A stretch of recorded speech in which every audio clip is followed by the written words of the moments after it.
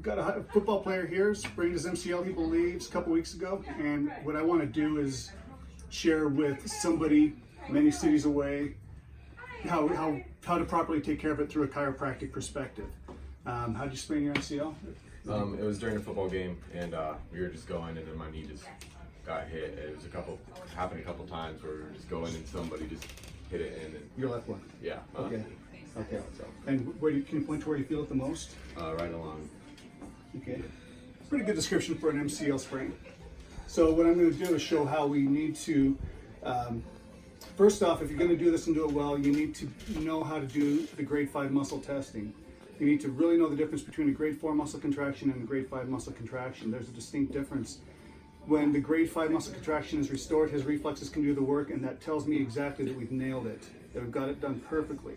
So the goal is not to, clearly no adjustment can unsprain an MCL, right? But what I can do is I can restore the leverage to exactly where it's supposed to be, and he can still be sprained, but relatively pain-free, and that would help him to play that much better. You cannot have any type of a joint sprain without there being joint distension, right? You cannot do that. You can't sprain a ligament without bones going out of place. Make sense? I mean, really, if you have a hard time with that, push pause and start to think about it. That's where the chiropractor comes in. The chiropractor is going to be able to put the bones meticulously back where they're supposed to be so all the leverage is restored. All right, so we're just going to dive right in, okay? All right. So shoes off. Their game is tomorrow, so we have to have this video done now and send it to him quickly so that he can see his guy. They're running back over, back east as soon as possible. So we'll have you lay face down. Have you been adjusted before? Yes. Cool. All right, so what I look at first, we have to mind from here all the way down to make sure that we have all the perfect leverages here. And what I can see here is that he does tend to sleep with his right knee bent, because I can see that both of his feet go this direction. If you can go down there, you can see that. And this is 80 to 85% of people. This happens. When that is the case,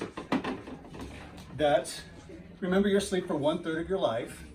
Really think about it that way. So if he's 18 years old, he's been asleep already for 6 years. If he gets the full 8 hours, but he's an athlete, so I'm sure he sleeps more than that. What'll happen is this whole hip is going to rotate back, and the sacrum is going to get stuck right here. And as I move here, I can feel it move here, but yeah, it's still just slightly stuck here. That's going to affect how his femurs are going to be operating, which is one of the bones in the knee. You got we're not even going to count the patella. You have your femur, you have your tibia, you got your fibula on the outside, basically the tib fib, or not the tib fib, but the femur and the tibia.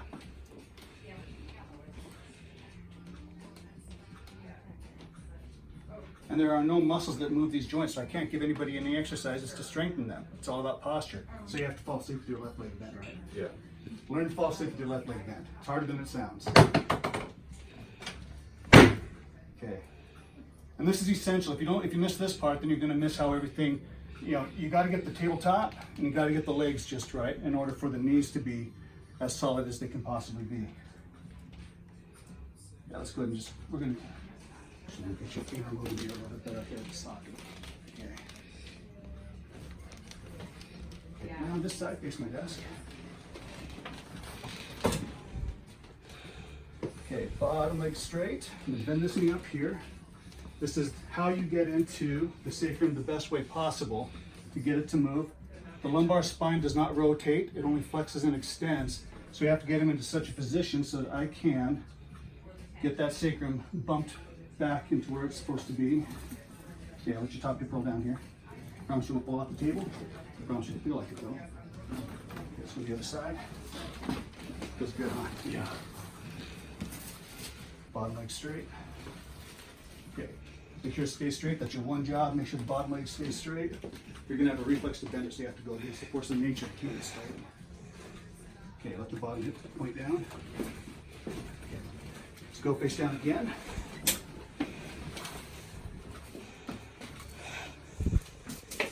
Okay, lift up your whole right leg. Good, back down. That's awesome. Your whole left leg. Still not quite as good as this one. I don't know if you can catch that. Can you catch that, Ma? We're getting there. Right leg, left leg. Okay.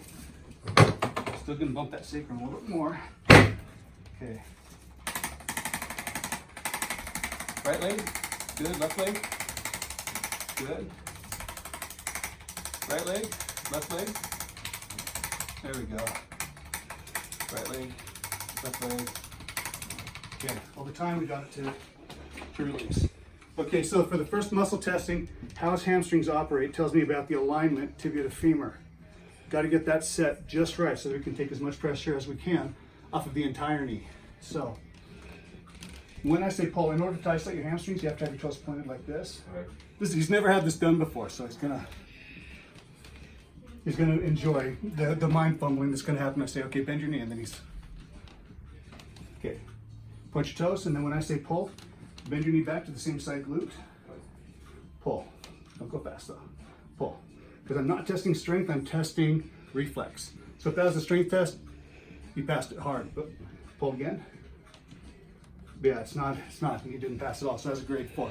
As strong as it was, I could tell when I stopped it, it was his effort that sustained it there. The reflex did not lock in to lock down the muscle. So the adjustment, you know what this is, Aaron. It's a tibial plateau contact, Zindler wrist extension, as we learned from Mark Charette.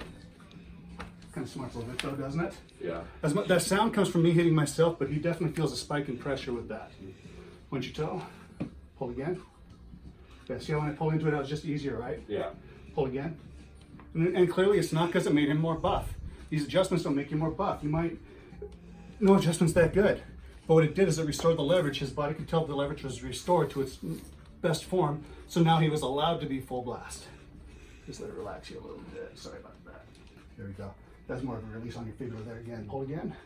Good. Okay. So on the left leg, it is clockwise torque to lift up the IT band so he can feel, his body will feel the input here. And then that's going to solidify his hamstrings and really plug in his knee hard. Bend your knee, toes pointed. Push, push.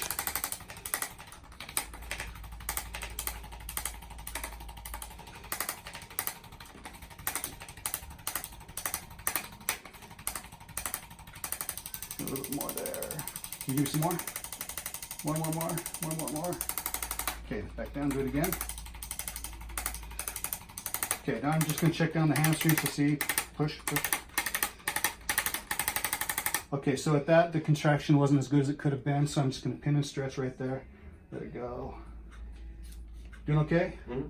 Yeah, we're on his sore knee, the one that got injured, so he's a trooper now. He hasn't said anything yet. Okay, pull back again.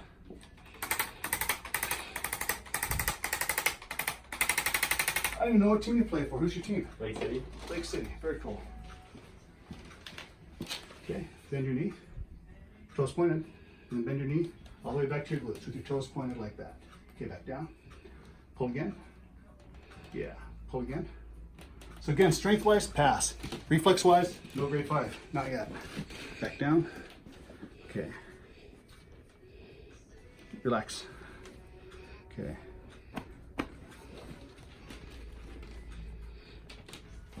Okay. Pull again. Good. Pull again. Nice. What's fun with athletes is most of the time the PT's already done. I just have to point the body in the right direction. Bend this leg. They're fit.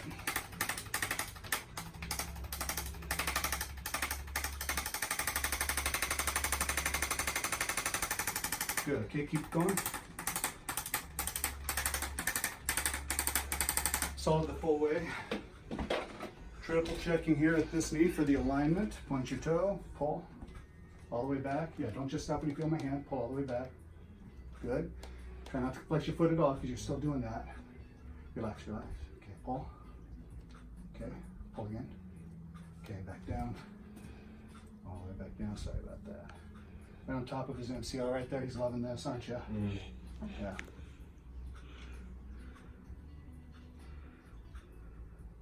Okay. Pull again. Good. Pull again. Nice. On your back.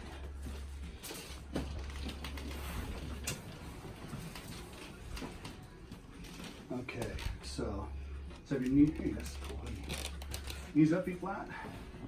Okay, so with this is absolutely essential. How well his adductors work tells me about the alignment at the pubic bone. It's the same bone. in the back that it is in the front. If you're sleeping with the same leg bent all the time, this whole hip rotates back. And then right at the pubic bone comes up a little bit higher.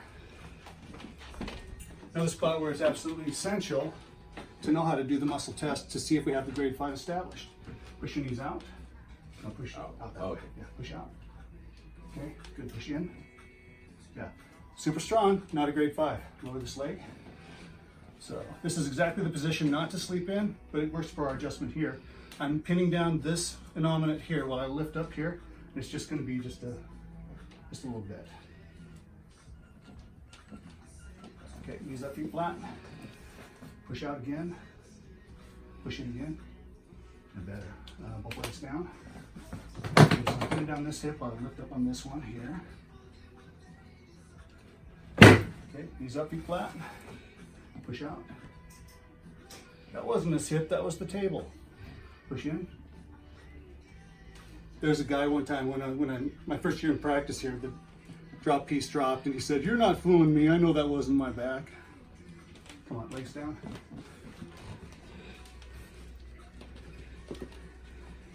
All right. So we established the full adductive capacity there with his adductor muscles. So you can see how that's going to solidify things here. These muscles also attach down here to they solidify the femur to further stabilize his knee. All of this stuff really adds up. So when he gets up from the table, he's going to feel much better. Okay, push this leg off to the side. Okay, go. Okay, so that's kind of what I was expecting there. He's dealing with a sprain too. He got nailed here, so that will cause it to fold this way, but it also kind of wrecks his relationship at the fibula too. But he did sprain his ankle here at one time in his life, and I can tell because when somebody has a tendon here that they're able to kind of flex when they flex their foot up, that means that the cuboid is still in an opposition from a sprain when he was 12 or something. Probably. Who knows when? Doesn't matter. Fix it.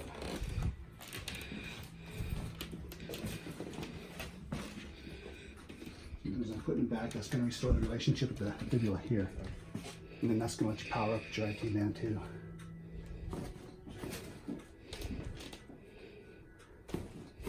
Okay, push out again. Okay, getting better. Now just restoring the relationship at the interosseous membrane there. This okay here? Yeah. Not hurting you too much there? Good. Okay, push out again. There, it's really powering up now.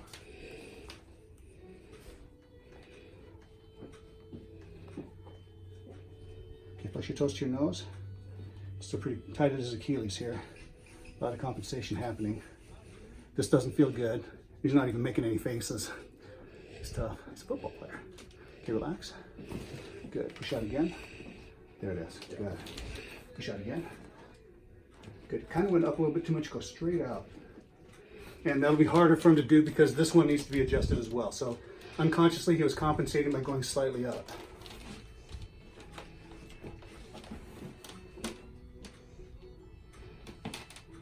Flex your foot. Okay, flex your foot. You're still flexing your foot there.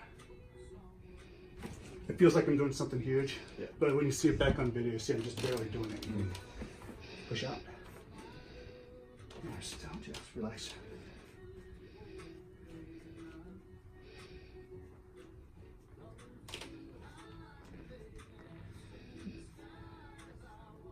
It's really giving his talar dome more room while we're working at the cuboid at the same time. Push out again, and then he's able to power up.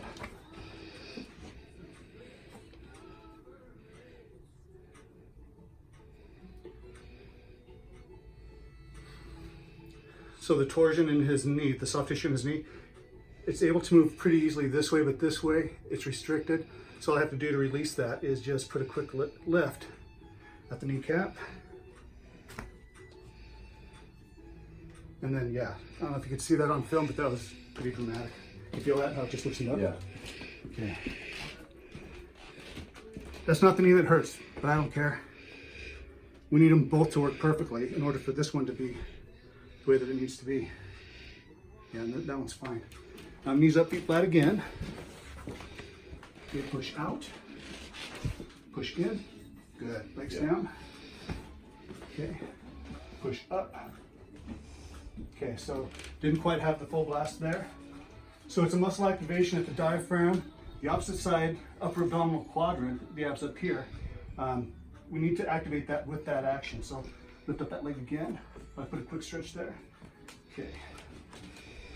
Up again. Okay, quick activation of rectus femoris there. Lift up again.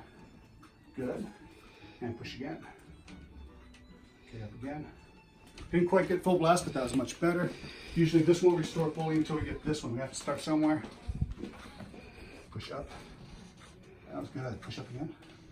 We're going through anyway, just because you're strong. Push up. Good. Down. Push up. Okay. Relax for some more.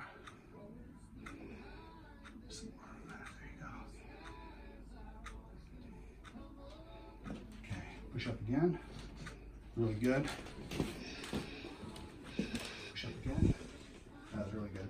Okay. Face down again. Please want to double check the alignment of his knee. We haven't really done any soft tissue work. Notice we haven't even addressed the MCL yet. We've only addressed the structure. Notice that first. Okay, point your toe, bend your knee. Okay, good. Bend your knee. Okay. Again. Good. Again. So on a scale of 1 to 10, 1 being a bit of pain, 10 being the worst pain imaginable, where was it when you walked in? It was probably around a 4. About 4. Okay, walk around on it now. Tell us where it's at. Probably around a 1 or 2. 1 or 2 right now? Okay. So it's still there, it's still inflamed because it was injured, but now it's more functional. You could probably sprint now and feel really comfortable with the sprint. Yeah. Tell feedback. It just feels a lot better. I feel a lot more mobile and just my legs feel a lot better. So I feel like you're standing on top of your legs better? Yeah. Okay. Definitely. So after that, what I would do to further support is I'm going to tape up his ankle really quickly, and then we're going to tape up the MCL. And then at that, if he still had a game on Thursday, I'm going to tape it up with just the elastic tape. So if the trainer wanted to give it some hard support, look like with that trainer's tape, he can do that over the elastic support that we've already put on there, but I want him to have that elastic support on there for good. So it's the ankle tape the way that Mark Shred always did it. And then refer to that video where I put the Sharp tape on where it's not even on the MCL. We could do that, but I found that even with an MCL sprain, if I put it on in the style that creates the wrinkles into the knee, that in pulling the blood and the lymph and whatever is left from the injury away and up into those creases, it creates better suction in the knee capsule, so he's going to feel more stable anyway. So come on your back.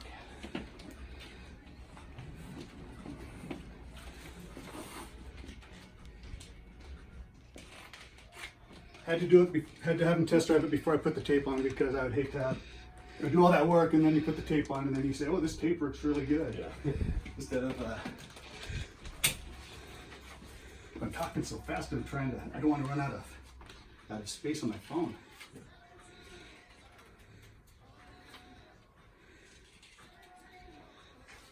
Okay, bend that knee as much as it will.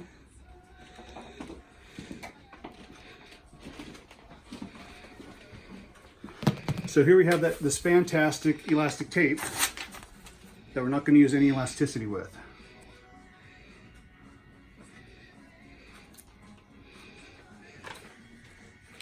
Yes, his MCL's here. No, we're not covering it. And you're going to see it. And he's going to feel that he gets something out of this.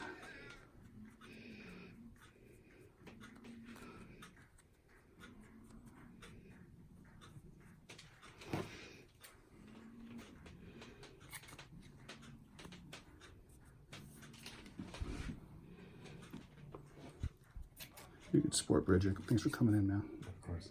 Thank you. It's cool. Thanks for finding us. Yeah, no problem. Yeah.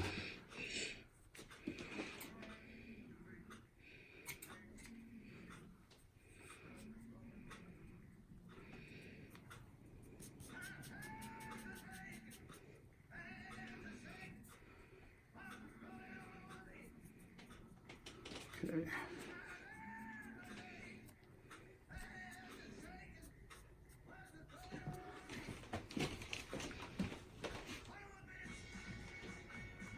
This is a good song to be playing right now. Son of a bitch, give me a drink.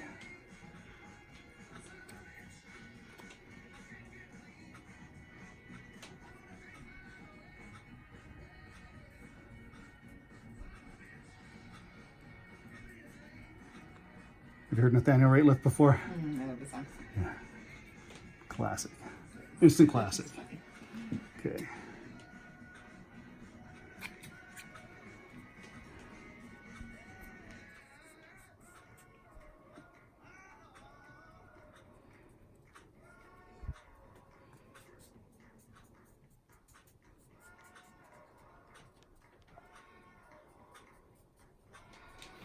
Okay, so then as he straightens it, you're going to see all these wrinkles come into play. Go ahead and straighten your leg. Those wrinkles are there by design. It's lifting things away, and that will create better suction, and it will actually support here at the MCL too, without getting in the way of the MCL's repair. Let me double check your alignment at your knee. Well, actually it's be the 5th time. And then I'm going to tape up your ankle real quick too. Okay, okay, face down please. We're 21. 21? Good grief. Pull. Yeah, pull. Nice. Pull. Nice. Pull. Get me back. That was rock solid.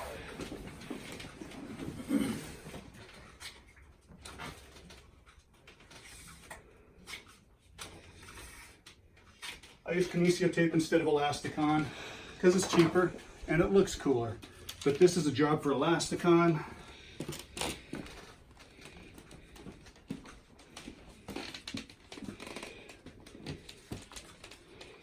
Here, come over onto this side, please, Chris. So I don't want to immobilize it. I want it to stay mobile. I'm a chiropractor. I love mobilization. I start taping from here, and then I go behind the apex of the arch only. I'm going to tape up here so I can be assistive to his calf, assistive for the lifting of his foot. I don't want to go over the arch. We'll save that for the trainer if he thinks he should be immobilized at the ankle to be supportive here. But you can see, hopefully it makes sense to you that why we would do this here is that when we can support here, we're going to support at the tib fib. Same 2 bones here, up at the knee. Supporting here supports here as well. Okay, flex your toes to your nose. Okay, and back down. Hope that makes sense.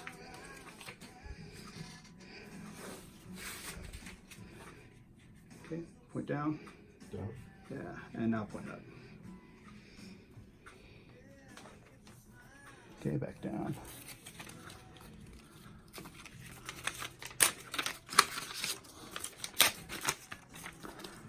By the way, we did everything that we did here is good for a hammy pull, good for a groin pull. We did everything, and we have to do everything if this is going to be complete. Okay. Lift up your leg. No tension here. You want that to be just laid down flat because I don't believe in cutting off circulation. Neither does Bridger. It's not his thing. Okay. You push this leg off to the side again. Okay, relax. Push out again. Okay.